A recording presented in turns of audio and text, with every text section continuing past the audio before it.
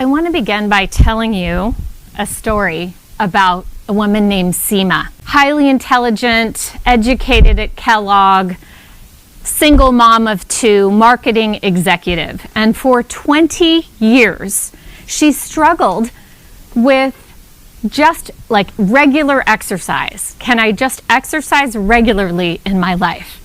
Now, who of us can connect with that, right? We all have things that we want to do in our lives that we know will be positive change, but somehow unlocking the mechanism to how to do that evades us. So Seema took a 10-week program called SuperHabits. And her testimonial is one of the most moving in my own heart, because as I watched her story unfold, here she is at the end of a 10-week program in which each week she systematically starts to learn her own mind-body type and how to crack the code on habit change.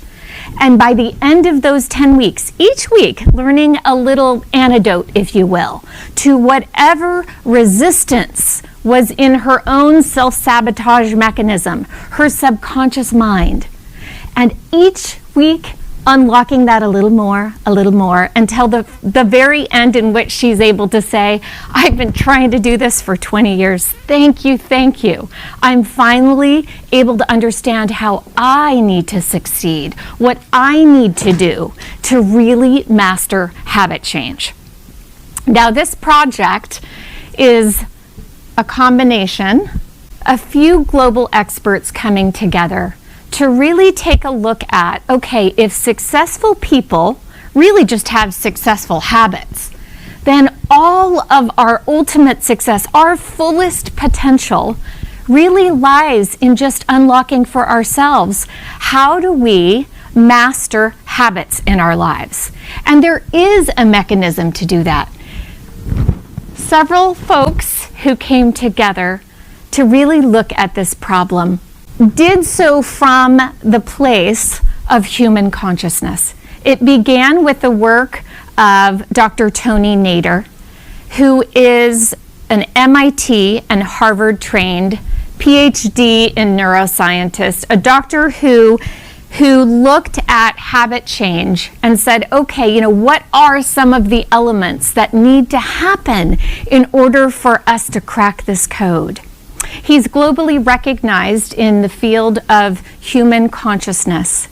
And in addition to his work, Dr. Keith Wallace, who is a national speaker on habit change, he's published many, many books, he's taught thousands on healthy living, and two other individuals, Ted Wallace, who is a behavior change expert and really brings his experience in positive habits and working with Fortune 1000 companies to look at teams and habits in teams and habits in cultures and how do we envelop the business community as well. And finally, Miriam Lodge, who is a McKinsey, her background is as a McKinsey consultant, deep domain knowledge in body-mind, and is the co-CEO of Maharishi Foundation Technologies that brings SuperHabits to the world. Now, as all of these people came together, let's unlock this code and let's share it to see if we can ultimately recognize what is the full potential of each of us and how that relates to habit change. Now, research on habit change is very clear. In the world, what are some of the biggest issues that we have in terms of health? And this obviously contributes to that sustainable development goal of good health and well-being. And here are health conditions all related to habits, whether it's cancer to cardiovascular disease. And we could take another slide and talk about mental and emotional health and the mental and emotional hygiene habits that are associated with making sure that we live at our full potential from a health perspective in every way. So if habit change is the key to unlocking the fullness of who we are, then how do we actually do it? And the real unlock here is that it's an individual basis. So I'm going to tell you a little bit more of that. First, I want you to imagine, what is the habit right now, if you could pick one, that you would like to establish or eliminate? We all have one. Somewhere, it could just be decluttering. It could be like Seema, exercising regularly. It could be getting more sleep. Any healthy habit, or it could be something you want to eliminate from your life. But think about that for a moment and ask yourself, now, what's been keeping you from making this change? And when you think about that for a moment, I want you to ask yourself, and what else has been keeping me from making this change? Because here's the key to mastering habit change. It's not just at the conscious mind, it's at subtler and subtler levels, getting into subconscious. And when we get to subtler levels of asking ourselves deep questions and listening deeply to the answers, we start to access a much fuller potential of who we really are. So I want you to imagine that your mind is like an ocean. You know, at that top surface level is the conscious mind. We have so much activity, lots and lots of thought at that level. Beneath that water level is the subconscious mind, more subtle there. And then down at the very bottom here is pure consciousness. Now, pure consciousness is actually what we call our best self, our true self. So right now, you're like, if I may use another metaphor, like an acorn. From the moment you were born, you were an acorn. And within you is the full potential of the oak tree. The full intelligence system is already there. The only thing that blocks that acorn from its full potential is things getting in the way, because it's effortless to be the oak tree. The acorn naturally, easily, effortlessly becomes what it is meant to be, as long as there aren't any barriers. So in human nature, this is what we call some of those barriers that get into our subconscious, and that we start to really not understand our self-limiting beliefs, some of the self-sabotage mechanisms. And so if we're going to look at human nature, this construct of consciousness and this idea of the ocean can be very useful. Down at that bottom is that pure consciousness, total access to all of your full potential there. We call that the source of thought.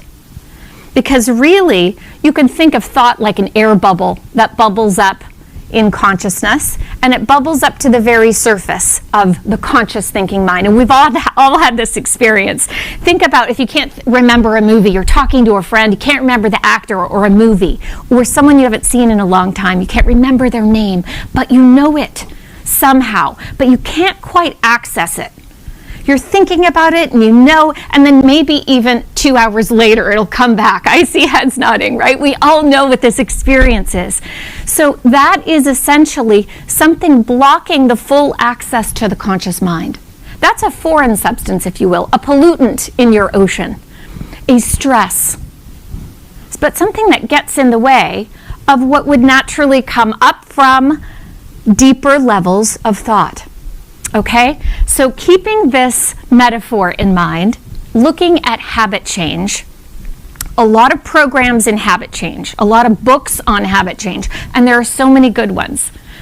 Really approach habit change by trying to kind of move an iceberg from the top level, when the reality is that there are deeper levels of consciousness at play, and they affect our ability to master habit change, to do what we say we really want to do. And so much of our behavior is driven from these deeper levels. So in the SuperHabits program, what we did is we pulled on the beautiful 5,000-year-old science of Ayurveda and really took a look at, okay, how can we actually move the iceberg from the conscious mind and all of the levels? How can we apply technologies of consciousness that actually allow us to activate all of our full intelligence system, not just at the conscious mind level, but the full system of what is available to us, that full mind-body connection. And in Ayurveda, there are 3 mind-body types, and those 3 mind-body types can access intelligence, if you will, can reduce resistance to habit change in different ways. They each need a little different mechanism in order to be successful with habit change. Because oftentimes we think of, man, I'd really like to get the workout in, but that's very mentalizing. And I'm feeling resistance, but I'm not sure how to get myself there. Often what happens is when we bring more coherence to the body, we bring more coherence to the mind, and Ayurveda knows this. So this mind-body connection is wrapped in to our approach to habit change. And what we do is we can tackle some of the mental resistance blocks. I want to get to the gym, but I just really also don't want to leave today. I don't want to put my tennis shoes on and deal with it. However, that resistance can be smoothed out and decreased by tackling it from the body, if you will, by tackling it from reducing stress and resistance at the body level. What's very heartwarming about the 10-week Super Habits program is that so many people have called it life-changing. Like I said, Seema's story, 20 years I've been trying to do this. How is this even possible? It's possible because we help you access the intelligence within you. So you come with any habit that you want to change, but what you learn in the program is how to change any habit you want. So it's a mechanism of a whole toolkit, a habit map, things at the conscious mind level, and then much deeper than that. Technologies of consciousness that help you bring greater and greater coherence to your system. Remove the barriers, the stresses, the things that get in the way, the things you're not quite maybe aware of at a conscious level, but if you quiet the mind, if you start to tune into yourself, you can listen at a very deeper level, and you can start actually to move into a whole new level of your personal best. Also to check out superhabits.com. Thank you.